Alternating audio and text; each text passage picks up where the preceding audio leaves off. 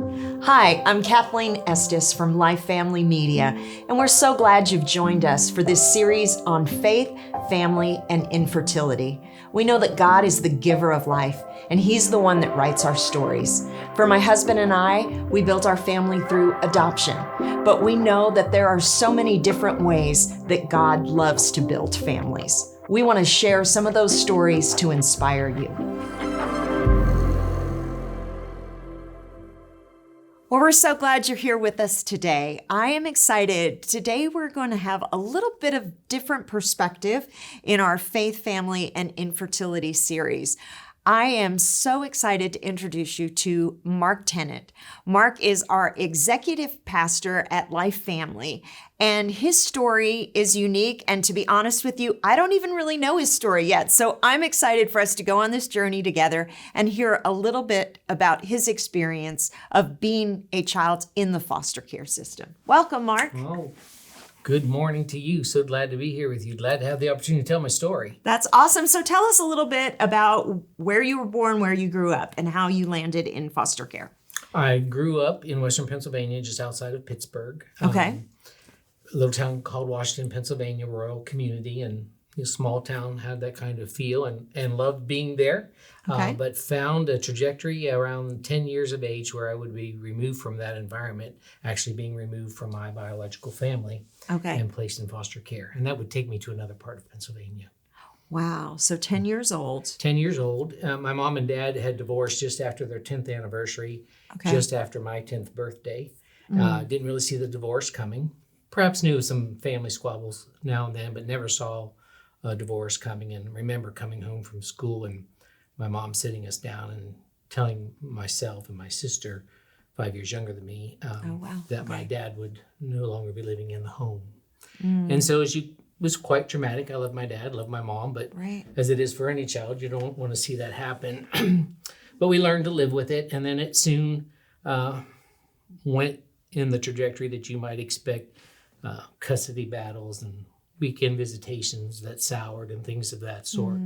And as a result of that, my mom, I believe, had this aspiration that she would move us a little further away to bring some stability and remove some of that tension, and probably just to escape that entire environment of fighting with my dad and such. And I think it was a short-lived aspiration, because within a short period of time, different men were welcomed into our home at her invitation. And of course, I didn't like that and would rebel against that and act out in different ways. But ultimately, a man came into her life and then actually moved into our home. And when he came, as I say, nearly every manifestation of violence came in with him. Wow. So it really was just a matter of time where I became victim of physical and sexual abuse and witnessed a good bit of family violence. I'm so sorry. So did you and your sister go into foster care at the same time? Yeah, that's an age-old question that I've wrestled with all of these years. And I could tell you how that removal ended up coming about. But when I was removed, my sister was not. So what had happened after a series of events, CPS being involved in our life, this man was ordered out of our home and was not to be there. Okay. And I had the assurance of my mom at this time that he was not coming back. And I felt pretty good about that, because as long as he wasn't in the home, we were doing pretty well. Okay. But when he was there, as I said, the violence was there and the abuse was there. And so it was Christmas of 1972 where there was a significant incident, and he would be removed from our home and placed in jail. Okay. And my mom said he won't be back.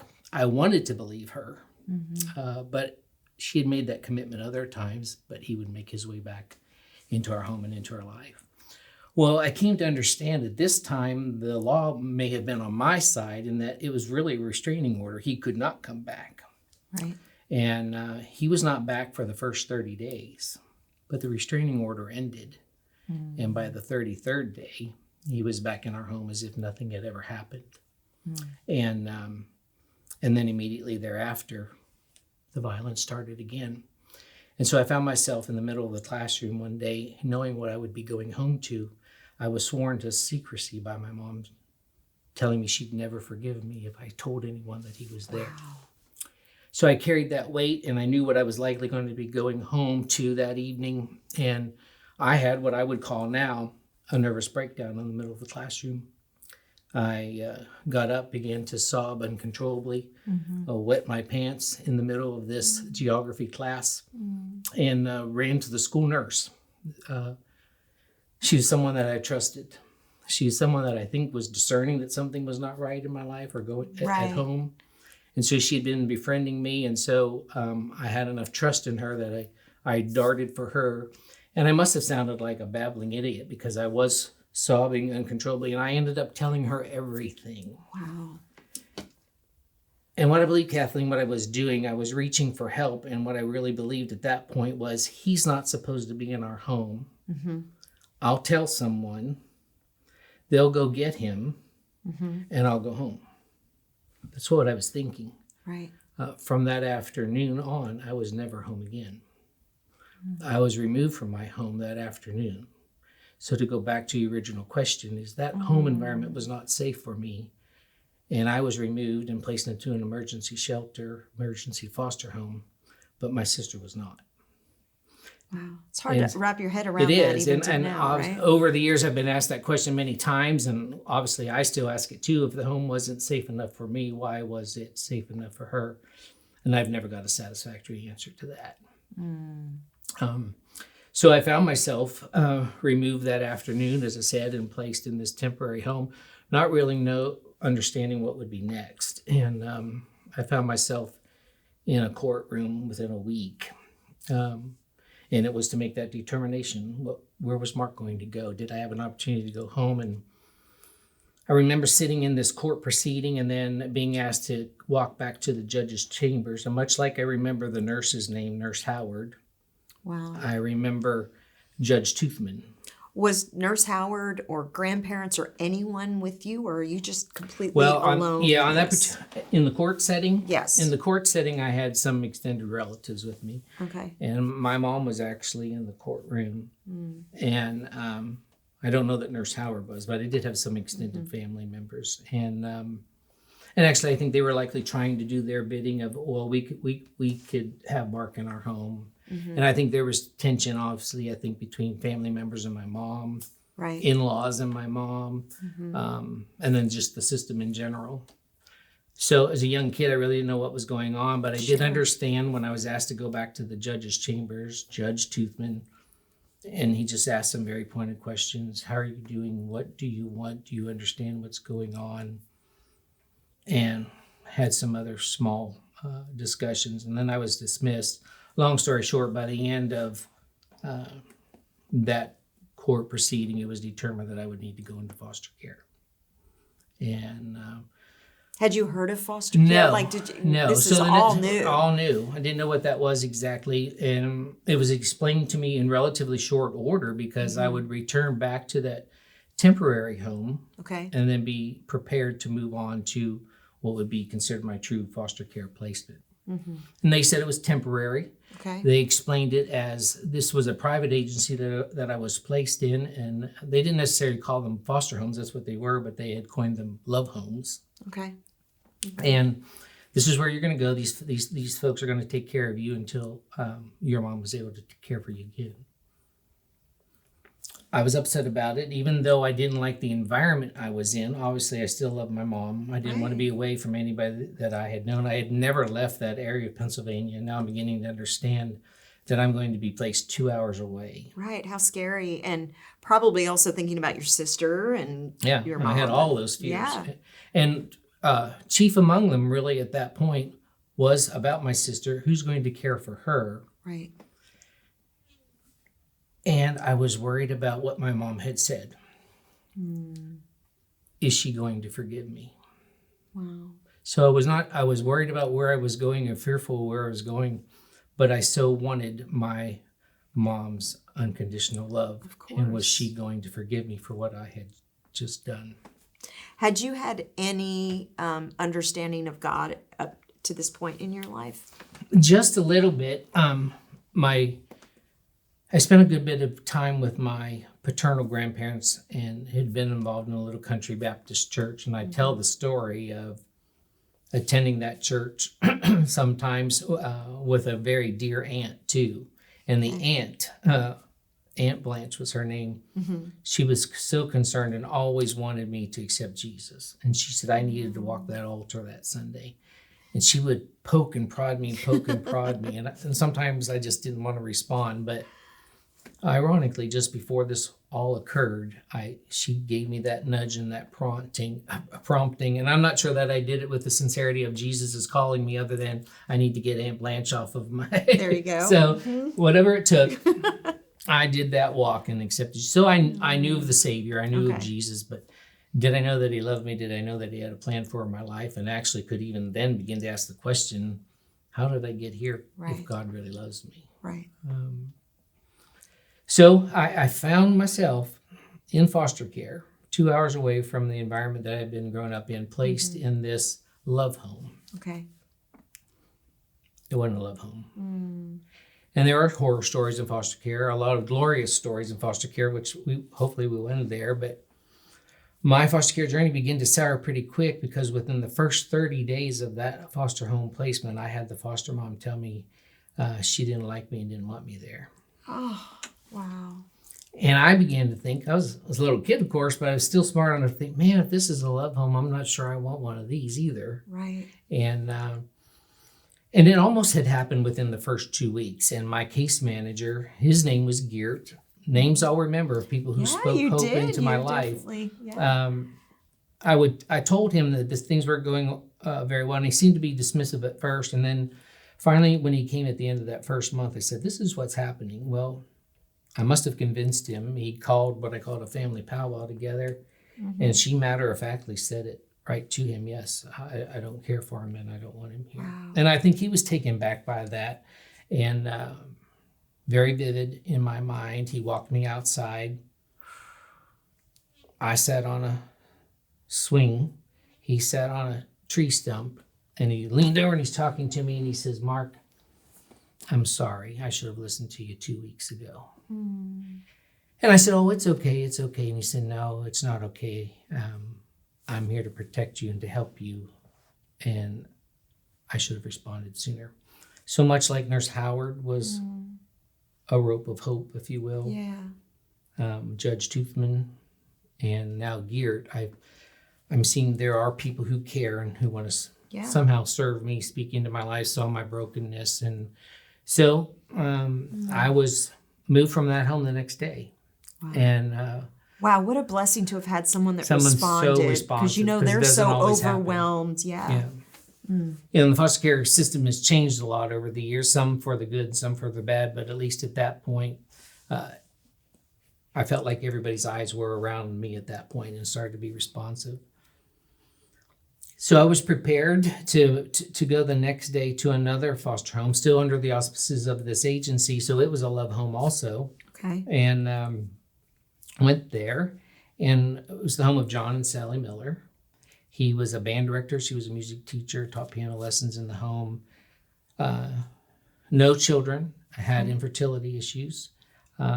Decided to go the foster care route, received me into their home. And actually, Kathleen, I'm not even sure today why that placement ended. I can only make an assumption that she did become pregnant, and she became pregnant with, some challenges and some issues. And I think a lot of stress factors, and obviously raising a foster kid's a bit of a challenge too. Sure. So I think after 18 months and the way that she became pregnant and with some of those difficulties, it just became too much. And then I just was told that I was going to have to make another transition.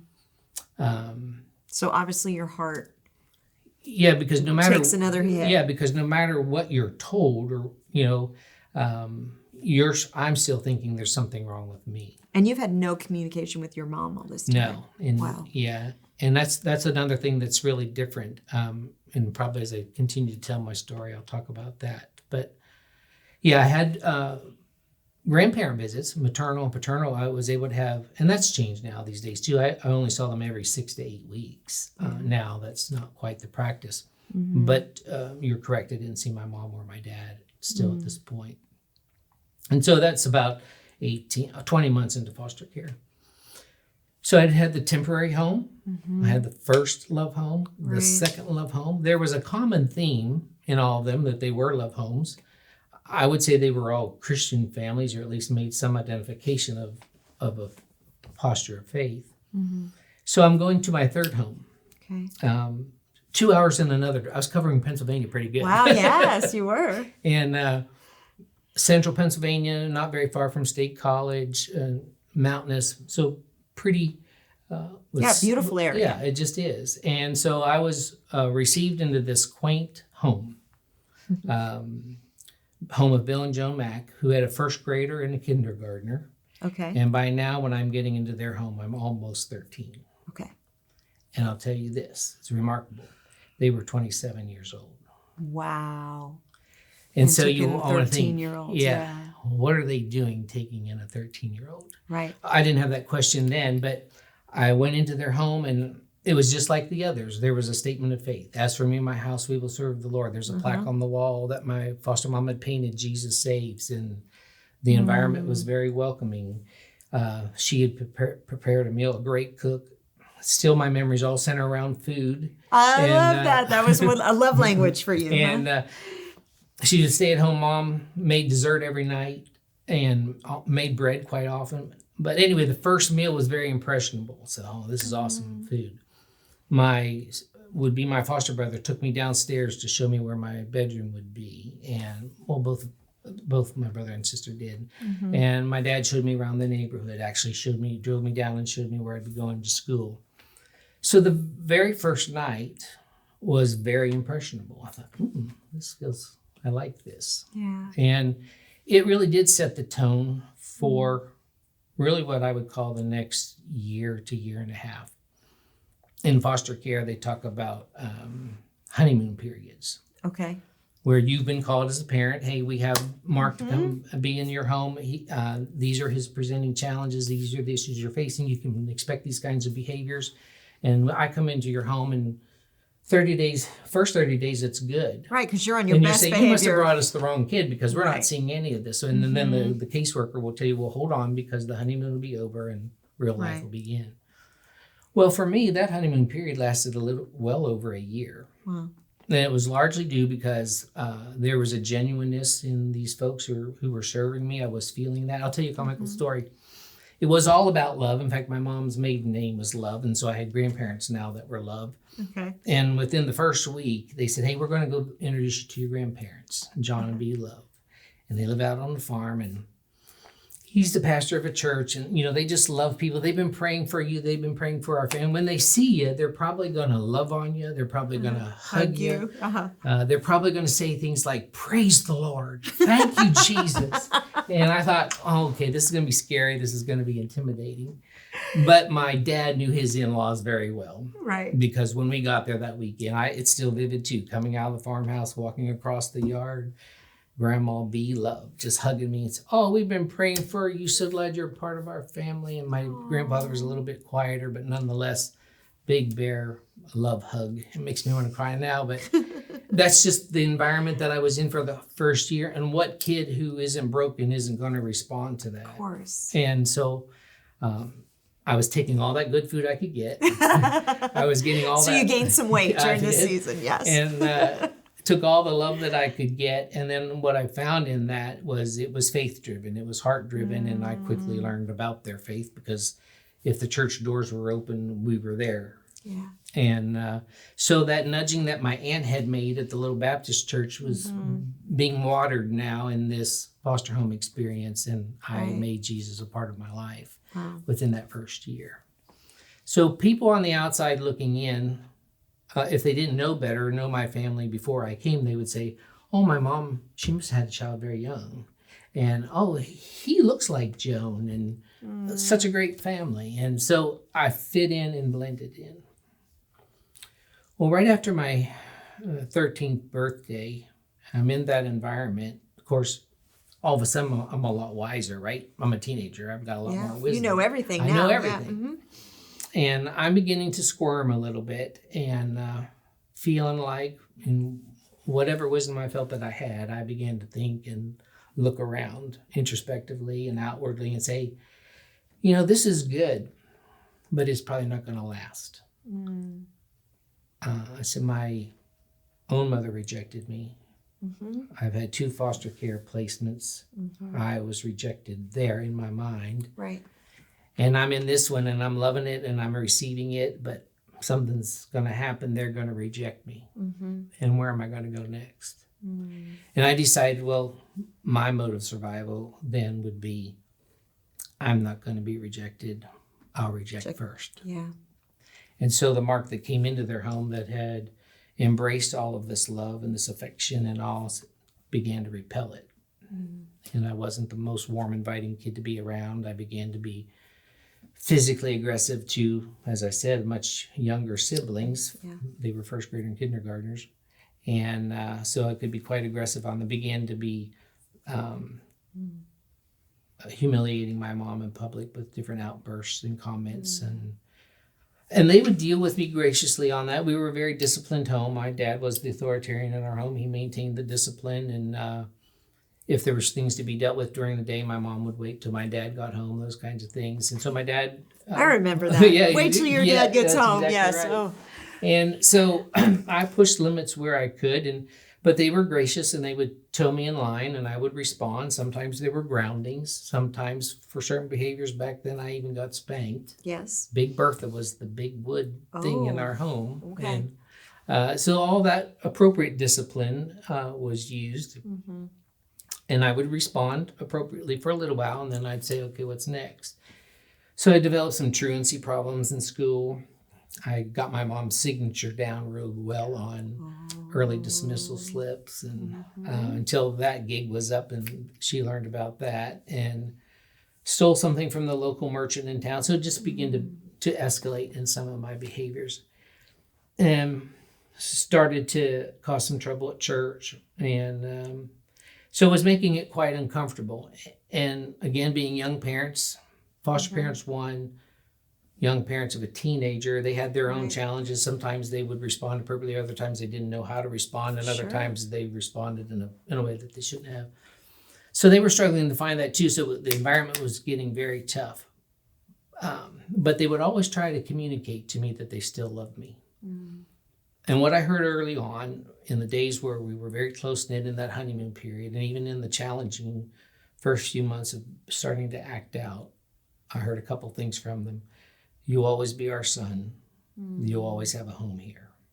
And that might be before I hear about the grounding, or that might be after the paddling, whatever it might have been. It was the assurance, there's a consequence for this, but our love is unconditional. Yeah. And I would hear that, but it just really didn't mean anything. And so I would push these limits, and I started to think about what they were saying because the actions were their behavior were matching their words. Right. And I just, it would just frustrate me, and I would get angry over the simplest things. And I thought, this can't be right. This I can't rationalize all this in my home. How are they loving me this much? I remember one comical time I had caused a scene. Our neighbors came over for dinner, and the smallest things would just escalate me into some fit of anger or whatever. And I slammed the dishes down on the dining room table, shouted some obscenities, and tore out and ran down the stairs to our guest room downstairs, family room. And I just plopped myself on the couch just in a fit of anger. And I'm doing this on the couch. And my mom is within earshot, and I could hear her talking.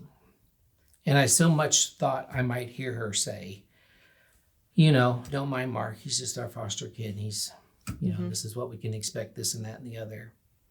What I heard was, don't mind Mark.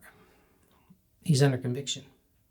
God's at work in his life, and he's going to be one miserable kid until he gets to a place of surrender. It was something just like that. Yeah. And I'm hearing that come from her. I would have much rather heard he's a rascal of a foster kid with all these challenges. And so I'm hearing her give me hearing all this God talk, say, he's under conviction. God is, and that just made me all the more mad. You were just pounding because harder, that was showing me, they were going to love me through hell and high water. They were going to to love me, and even though I couldn't understand it. So it's interesting to me because raising kids that are adopted, there's oftentimes if something happens and you're like, oh, this is because, they're adopted, or, a child that's coming through the foster care system. And it's like, then I talk to biological parents who are like, that's a 13-year-old. Yeah, That's what they do. exactly, So it's like sometimes we think it's the an label obvious. came in with me. Yes. And so the anticipated behavior. And it does, it does mark us what we walk through, but some of it is just a part of growing up and the different phases of life, no matter what situation we came out of, And so it would make me angry, but I was beginning to understand, man, these folks are serious. They love me. And I would go along with that for a while until there would be something that would escalate and I begin to test the limits. So a number of things happened, but I'll just fast forward to a place where I had been grounded because I was failing in a number of classes. Okay. And I wanted to be off grounding, and they had said if I get certain grades up, we could have another consideration of what that might look like. So I was desperate. And I had a copy of my biology test today that I would be taking tomorrow. Okay. And it was made available to me from a You class. didn't steal it. You were given it. Somebody was giving it to me. I said, oh, great. I'm going to study from this exam, take the exam, and that's why I had gone in. So I came back within a couple of days with the test results, and it was, and I flashed it, a B. So that tells you what kind of student I was. I had the exact test, and I still got a B. But so I took it home, waved this B in front of them. Now can I get off grounding? Uh-huh. And my mom looked at me and said, I'm sorry, you can't. Oh. She said, you cheated on the exam. Of course, I went in full denial. No, I didn't. How dare you accuse me of this? And went through all of that. And as it would be, I always said she had a little birdie that told her everything. And if it wasn't a birdie, it was the Holy Spirit. Uh-huh. And for some reason, she went through my backpack that night, and she saw the exam. So rather than confront me at the moment, the charade played out. And she said, I went through your backpack. So you not only have a consequence here, but you'll go to your teacher tomorrow and you'll tell him that you cheated. Oh, no, I'm not going to do that. I can't do that because that means I have to squeal on my friend. Who gave it to you. And he didn't only give it to me, he gave it to a bunch of us. Oh. So, and I wasn't the most welcome kid. I had some friends, but I, again, even in school, had this label, foster kid, and was kind of a nerdy kind of guy. And so I didn't make friends easy, and this wasn't going to help me, endear me to anyone. But for whatever reason, I complied, and I told my teacher. And by the end of that afternoon, the whole sophomore class was informed that they'd have to retake the biology exam. So I felt like I had a big target on my back. And I got out of school quick, and I knew how to run home fast. And I did because I was afraid who might be coming after me, but I was loaded for bear to unload on my mom. And I went in there and told her exactly how I felt and just dumped a lot on her. And so my dad came home. We tried to walk through it, ended up into an argument, and I said, I'm out of here. I packed my bags.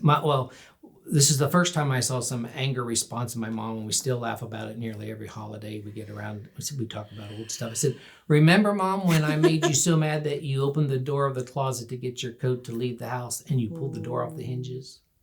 That was the response I got. And so my dad came home and was helping us navigate through that. And I said, no, I'm out of here. Pack my bags. He tried to stop me, and he said, your mom will cool down. We'll walk this through. And I said, no, I'm done. And so I got a mile downtown with my backpack, and car came by, pulled up and said, where are you going? And it was the mom of the kid who helped me cheat. Oh. And I said, I'm not going to live there anymore. And I went on. And they were neighbors. So safety or not, whatever the motivation was, so you don't need to do that. Just get in the car and come home with me. Well, that was generous, and I'm glad that she did. But I actually was not home for the next 3 days. Okay. And remember I told you I had a truancy problem? I was the best runaway you'd ever want to meet because I went to school while I was on runaway status. So I was at school, so my parents knew I was safe, but they did not know where I was. Oh, she didn't tell them. She didn't tell them. Interesting. So that couldn't happen Right. couldn't likely happen today like it did back then. So on the third day, and we've heard about the third day before, but on the third day, in the morning, my dad was in the kitchen and he was looking out the side door to the patio, and he looked down and he thought he saw what was my silhouette in our neighbor's patio breakfast bar area. Okay.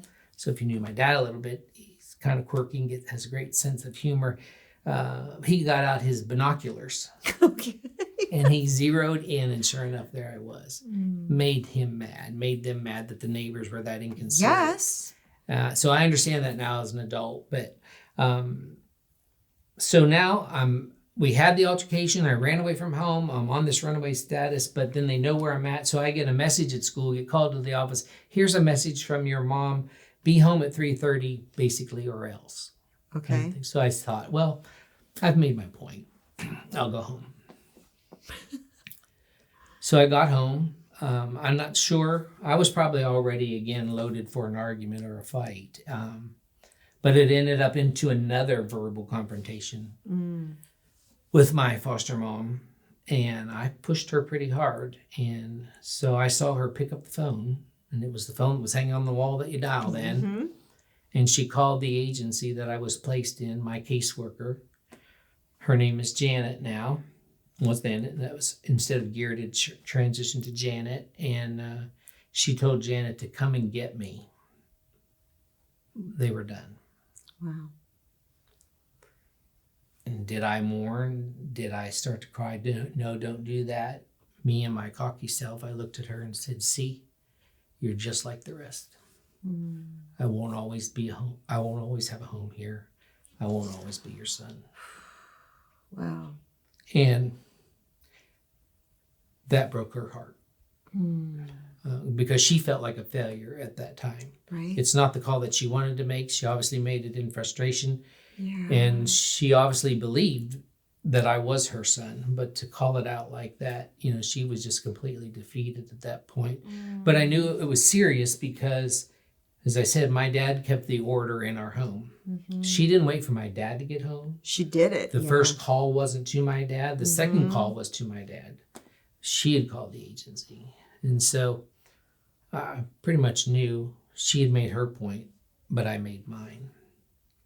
So my dad came home, and then I was instructed to just go downstairs. I could eat, but I was told Janet was coming. It was about a 2-hour drive for her to get to our home. And so I was downstairs waiting for her to come, and she came.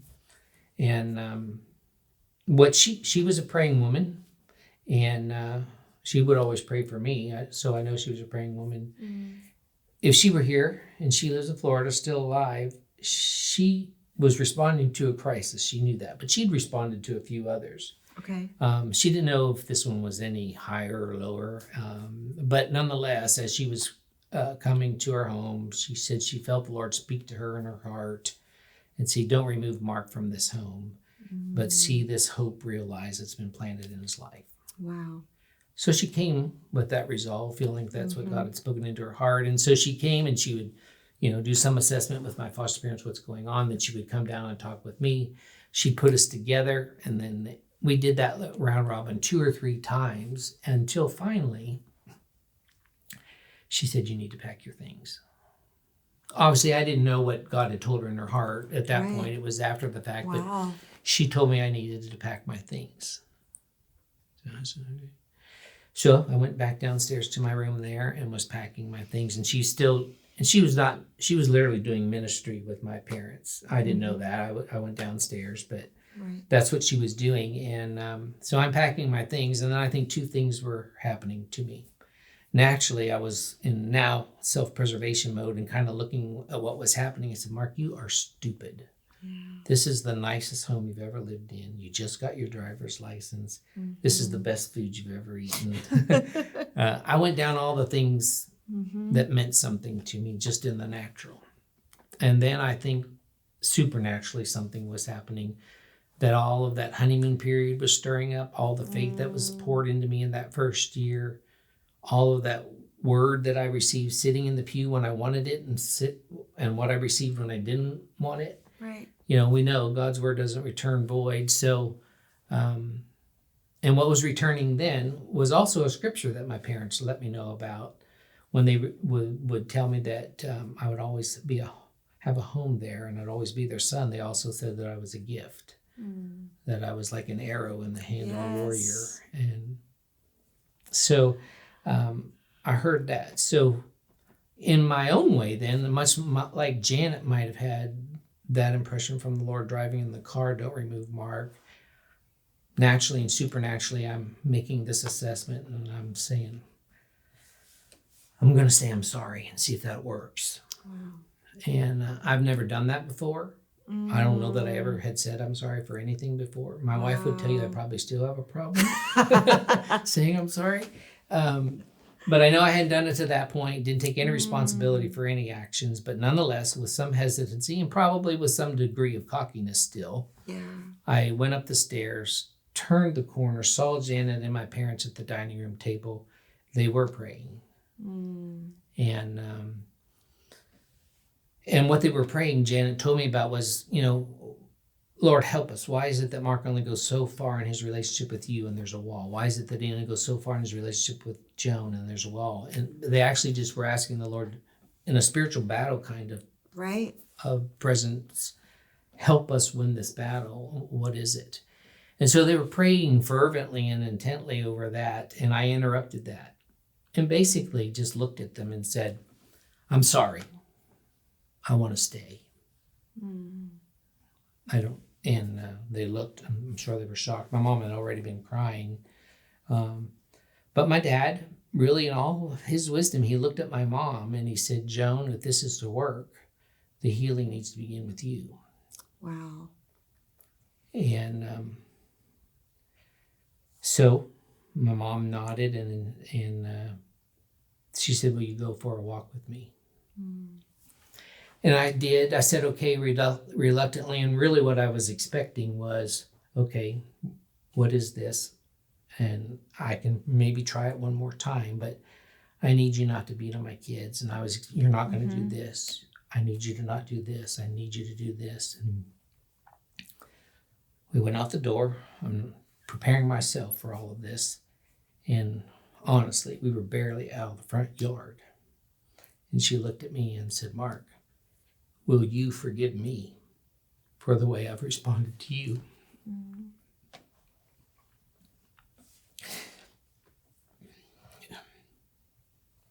And there just wasn't anything I could do with that. Right. I said, how are you doing this? I've beat on your kids. I've humiliated you in public. I made a litany of my own sins. She didn't have to tell them to me. And I said, how are you doing this? And she said, we've tried to tell you, this is what God has called us to do. This is why we have the home that we have that had this extra bedroom. This was our calling. This is what God has called us to do. Let us in. Wow. And so she would go on in a ministry vein like that. And we would complete the walk.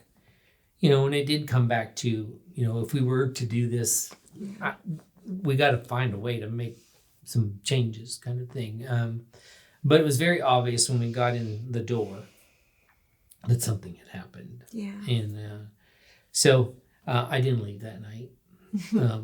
And there were still some rough roads. Of course. But I actually was convinced that night that I could, if I wanted it, I could always be their son. And I could always have a home there. And so behavior didn't change overnight, but it shifted significantly. Sure. And spiritually, it shifted. In the family, it shifted. And then, in the span of what would now be almost 9th grade to 12th grade, by the time 12th grade came, I was who's who among American high school students. So amazing. It is. And the Lord was so good, so good. And such a beautiful story of that redeeming love. Mm-hmm. The family as they were willing to step into my brokenness in the mess that it brings and make the sacrifice that they did with their family to bring hope into my brokenness. That's why I often refer to foster families as some of the finest folks on this side of heaven. I love that. And, you know, whatever might lead someone to open their heart to foster care, hearing your story is just so inspiring of just how God can use men and women that are willing to just love unconditionally and allow God to pour his heart through them. And for so many, they're afraid to do that because, I might be faced with, they might go back home, or they might get adopted by someone else. And I can't subject my family to that. I can't subject my heart to that. Right. But just imagine that if you have that sense of calling, what you can pour into that kid's life for that season. Right, even if it is a season. Even if it is a season. Now, you went on as an adult. Yes. So I graduated from high school, and that's truly where the larger family reunion occurred, if you will. So unlike today, when there's facilitated parental visits and things of that sort, I didn't see my mom or dad the whole time I was in foster care, which is unheard of. Right. And just like, why was my sister not removed? Yeah. I'm asking, why didn't I have visits with my parents? And there really wasn't any talk of me, am I going to be adopted? Am I going to be in foster care? It was just like, I'm there. Thankfully, I ended up loving it there because it seemed like I was lost. But nonetheless, through my grandparent visits that I had, my mom and my dad both came to my graduation. Wow. And my sister. And that was a celebratory moment. I'm graduating from high school, but I'm seeing these folks I hadn't seen in all these years. My dad hadn't seen his daughter in all these years. My divorced parents hadn't seen. So a lot of emotions. And then I was concerned about, hey, I said to my foster mom, who do I call mom? Right. And so I was sensitive to that, wondering, and it made me nervous. And again, the grace of my mom. She said, while they're here, if you just want to call me Joan, just call me Joan, if that helps you feel. What an extraordinary woman. She's amazing. And I remember opening a gift, and I think it was a clock radio that they had back then. And I remember holding it. I said, hey, Mom, look at this. And I was talking to the mom that was raising me. Yeah. And I looked at my biological, and I winced, thinking, So it was just that kind of environment, but it was celebratory at the same time. But I would graduate. That went on. That forced me to deal with some degree of reconciliation with my biological parents. I wasn't quite ready for it all. Yeah. I would go on to Oral Roberts University for college. So I used distance as an excuse as to why I don't need to deal with this. For my dad, I didn't have any animosity at all. I likely should have, but I gave him a pass. He obviously didn't make any effort to come see me or get me or whatever. But I didn't end up in foster care, and I didn't end up in those abusive environments because of him. So I kind of gave him a pass and reconciled with him rather quickly. Okay. But it wasn't all lovey-dovey, and I was 1,200 miles away in Oklahoma. He was in Pennsylvania, so I didn't have to face it. When I would get home around holidays, I would make sure I said hello and things of that sort. With my mom, I couldn't quite get there because that man was still in her life. Wow. And I said, I'm not able to deal with that. And she still wasn't at a place I felt like, I'll just tell you, one discussion, it's different now, and we have been reconciled, and now she's with the Lord. But one discussion that was very hard, even after all those years and that reconciliation, when I tried to confront the past and deal with some of it with her, she said I put her in a position I should have never put her in. Wow. To choose between the man that she loved and her children, and I had a heart. So I completely shut down again. Right. And allowed the distance is the reason why I'm not connecting. So I would graduate from Oral Roberts University, a degree in pastoral ministry, and started to serve in the church, and then got a call one day that said, you've been in foster care a long time. Maybe you're not out. How would you like to be in it a little longer, but in a different way? And he was the founder of the organization that I had been placed in, and he said, I'm going to start a foster care operation for our ministry in Texas. I'd like you to go down there and run it. Wow. And this is the Bear Foundation. Bill and Marilyn Bear were the founders, and I had started to travel with him some to really speak of my testimony that foster care can be a good thing if you have loving families who are called to serve those. Yeah. And so I'd been doing that with him, so that's why he picked up, why don't you go down there and run that? I said, I can't run it. I said, I don't know a lick about social work. I'm a preacher. Right. And he said, well, you were a foster kid, you're likely always going to be a foster kid, and so you know what foster kids need.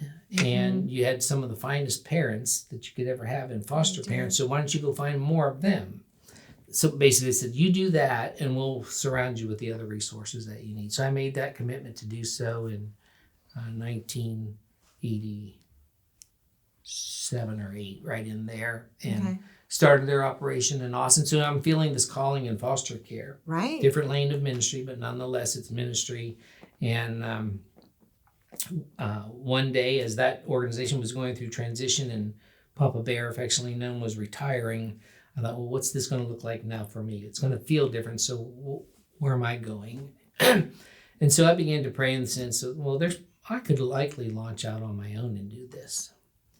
So I went to my pastor, Kenneth Phillips, then and said, hey, this is what I'm thinking. This is what I'm feeling. And he said, well, get yourself a name, get yourself a budget, see what God will do. And so within a week, I came back and said, we're going to call it the Arrow Project. Scripture my parents told me about. I love that. So children are a gift of God, like arrows in the hand of a warrior, and blessed is.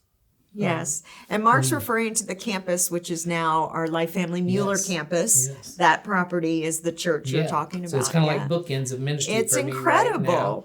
So within a week or so, presented the name, here's the budget. And within a few days after that, Brother Phillips said, well, there's a couple in the church here that'll put up your $30,000 to start.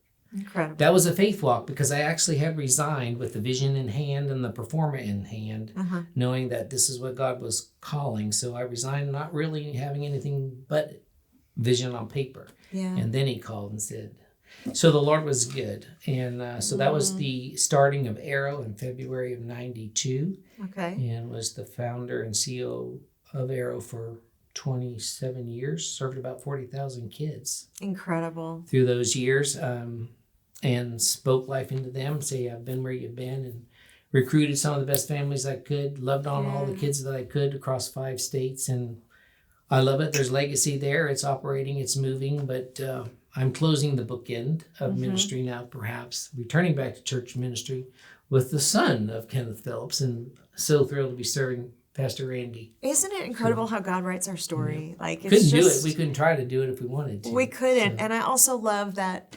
your tragedy and the thing that the enemy tried to take you out with, you turned it around through the grace of God, through the love of people, and it became the trophy of your story of that you turned around and tried to do for others. I often look back and think, clearly there were times in that journey where I was walking in brokenness and really didn't have any hope, and legitimately would ask, where is the hand of God in all of this? Yeah. And maybe while I had not been able to see his hand, I know he had my heart. Yeah. And somehow he used all of that, turned it for good, and now other kids know he has their heart too. Yes. So I love that. Well, if there are people that are watching this today that are interested in finding out more about foster care and what are some resources and ways for them, if God's moved on their heart that they want to be those people that open their home and their hearts to love on a kid, what would you tell them next steps would look like? Begin to pray and discern, what is God calling you to do? Is it foster care? Is it adoption? Is it long-term? Is it short-term? What is that? Because we're all called to do something. It's just, how is that manifest? And for some, it might be foster care. Sometimes it could be short-term, long-term. So begin to pray about that and discern your path. And then sometimes there's evident foster care and orphan care ministries within the church culture, and begin to seek that out. And then if not, you could certainly look in your community for what is called child placing agencies or foster care agencies, some that are faith-based and others that are not, all of them very well discerned with. That's awesome. Well, thank you for sharing your story with us today. And we hope that that's inspired you today. And we know that God's writing your story as well. And we're just praying that this has brought you hope today. God bless.